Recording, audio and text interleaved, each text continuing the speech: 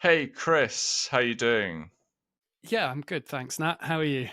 I'm really good. I thought we could just catch up about this Dearne Valley weekend that you're running, and you could tell me a little bit more about it. Yeah, cool. So the Dearne Valley Weekend is one of our weekend events. We've got quite a few of those on the website.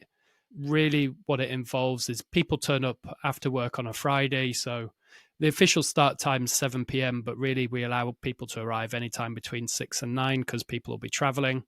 And yeah, we have a bit of a meal and a social time on the Friday evening.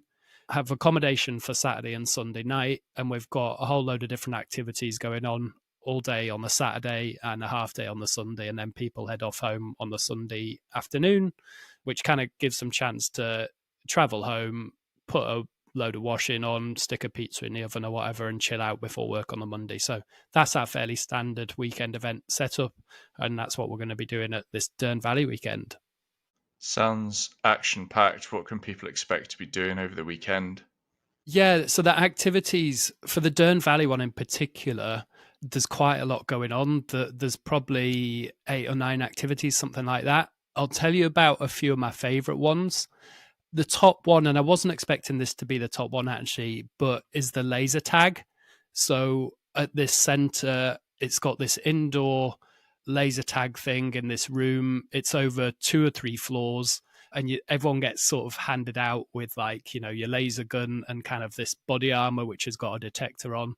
And it was just so much fun how people got very competitive very quickly, but it was all sort of good humored and good hearted. And yeah, I think we could have spent a lot longer doing that laser tag than we did. So that's sort of the headline activity now as I see it. But there's some other cool things we do. Probably haven't got time to chat through them all, but one of the ones that's quite different is aeroball. Have you ever done aeroball, Nat?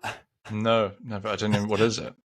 Yeah, exactly. So it's outdoors and there's these trampolines. Imagine sort of 4 square trampolines put next to each other, but then it's sort of fenced off, if you will. Like there's netting around it and between them, between each of the 4 quarters. And so you sort of crawl in to your little quarter, and then there's a couple of balls, volleyball type things, and you're basically trying to score in each other's nets. So you're bouncing That up and does down sound and good trying to shoot. fun. Yeah. So it's kind of between trampolining and sort of dodgeball and basketball, by the sounds of Yeah, it. pretty much. Yeah. So yeah, that's aero ball. So there's a few more just briefly mentioned. One is the climbing wall. So there's an outdoor climbing wall. I'm not great with heights actually, but again, it's really nice to see each other. People support each other, and whether you get just like 1 or 2 meters off, or if you manage to go all the way to the top, there's different sort of tracks you can go up as well. So sort of easier, medium, and hard. So it's nice to see people encourage each other. We do a thing called a crate stack, which it's a load of crates, and basically you have to stack them as high as possible with someone on top without them sort of falling over. Obviously, everyone's harnessed up and stuff, but it's nice to see people working together as a team. We do a bit of an abseil off a building as well, actually, which is quite nice. Again, it's testing people's boundaries and limits, but it's nice to see everyone encouraging each other. And then there's other activities running through the weekend, a couple at the top of my head. One is a zip line, so quite a long zip line people can try. And another one is we're going to be trying this buggy build. So I think it's a little bit like Scrap Heap Challenge, if you remember the TV program. So almost split into 2 teams. You've got to assemble your buggy, and then we'll do a few races. So that should be interesting to see how that goes. And the final one to mention is probably there's this thing called the Jacob's Ladder, which is kind of this huge wooden climbing frame. Like, I'm not sure how high you'd say it is, maybe 20 meters, something like that.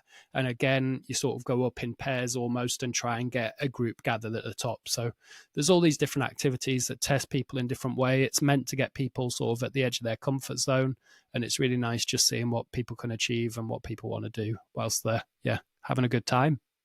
Sounds good fun the weekend, so people just turn up. Don't. What do they need to bring with them? Yeah, not too much really. Basically, a pair of old trainers, a few layers of warm outdoor clothing, and ideally a waterproof jacket. If you have waterproof trousers as well, bring them along. But yeah, just some warm clothing really that you're happy to get a bit dirty and scruffy in. It's probably a good point to mention as well that everyone gets a guide. So we call it a pre-adventure guide. So when you sign up and buy your ticket, you get sent an email, and that email has a link in it.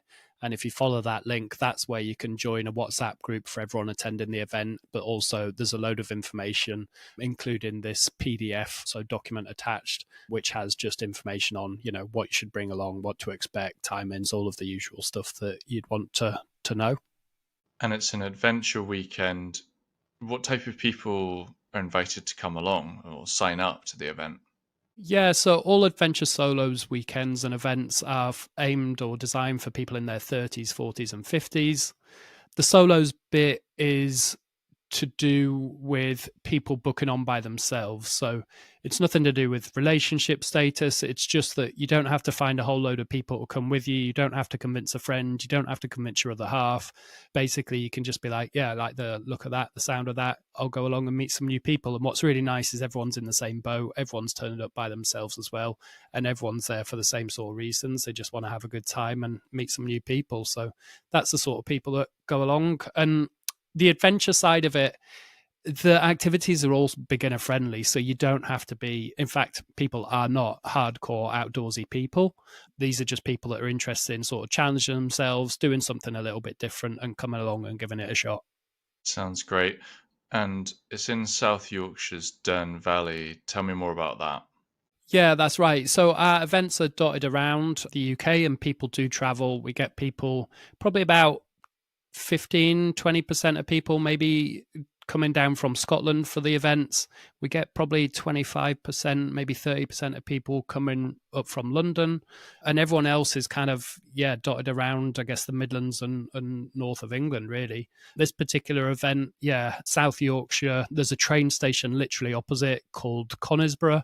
So, if people are traveling by public transport, that's possible. And what we also do is once people are booked onto an event, there's a WhatsApp group that they can join straight away. And so then that's quite often good for people to be like, oh, I'm on this train from wherever. Is anyone else on that one? Or I'm driving from here. Would anyone like a lift kind of thing? So, that all helps with people getting to know each other and some of the logistics and stuff like that. And the accommodation and the meals are all provided. You're not cooking, are you? I do get my hands a little bit dirty sometimes. On the Friday, we just have a thanks. You're not meant to find that quite so amusing. That it was more my question. Yeah, so dinner on the Friday is kind of a pasta-based meal. We have a bit of cake and stuff after as well. Other than that, it's all catered for. So there's meals provided throughout the weekend, and if obviously people have dietary requirements as well, then you can fill that in at the time of booking, and that's all taken care of too. And accommodations provided for the Friday and the Saturday night. It's quite modern accommodation. The standard setup is that people are sharing, but there's always, or we try and always offer options for people to upgrade to solo rooms if they prefer to do that. So for the Dearne Valley weekend, there's loads of rooms available. So there's no particular sort of urgency or anything to get that booked in. If people want it, then we can accommodate it. So nice modern accommodation for the Friday and the Saturday night. Great. And what's the main focus of the weekend, or when you've run these before, what's been your favorite part of it? I think it's just bringing people together. It sort of happens so naturally, as I say, everyone's in the same boat, but then there's that activities to focus on. And it's just so nice to see how quickly people bond. And I think that's the most rewarding bit for it, really. People doing new things. Even today, I got a message from a lady who said, like, she's been on a couple of events and she's kind of said it's inspired her, and she's taken a new job and she's working a bit more in the outdoors. And so, that's not going to happen for everyone, and that's fine. But it just, kind of goes to show that it is helping. It's kind of building a community. It's helping people. People can just chat really openly, and quite often people have been through a bit of life change as well. Maybe their kids are a bit older, or maybe they've been through a relationship breakdown, or maybe they just want to be a bit more focused on themselves and self-care or all this sort of stuff. So people have sometimes been through a bit of change and they're just looking to do something new and different and looking for a nice group of people to do it with. So that's the most rewarding bit for me. Sounds good. And February's often a month where there's not a huge amount going on. So I'd expect it's a great pick-up weekend in the middle of what can be a bit of a bleak month. So, I'm sure people will enjoy getting out and doing something a bit different. Yeah, exactly. I think once Christmas and New Year's out of the way, it's still a bit dark and cold, and people are just waiting for spring and thinking about the holidays and the summer and stuff. So yeah, I think having, as you say, something in February to look forward to is just, keeps people going, shall we say. It's a nice, pleasant thing to look forward to in the middle of winter. Yeah. One final point that I think is worth mentioning, Nat, before you head off, is that obviously all the information for each event is on the website, which is adventuresolos.com. But if people have any questions, then they're very welcome to give me a call, and I'm really accessible. So the number's on the website, but I can give it to you now as well. So it's 0800 11 234 11. So the number again is 0800 11 234 11. As I say, 90% of the time, it'll be me that answers that. And yeah, if people just want to chat things through, whether they've got particular questions or they just want to have a bit of a chat before booking, then that's not a problem at all. So yeah, if you want to find that, then head on over to adventuresolos.com, and the number's on the website as well. So happy to do that. Hey, it's Chris here from Adventure Solos, where we help people in their 30s, 40s and 50s to rediscover themselves and meet new people. If you'd like to find out more about Adventure Solos events, visit adventuresolos.com. That's adventuresolos.com, where you're very welcome to stay in touch by joining the mailing list. So adventuresolos.com, and enter your details to sign up to the mailing list.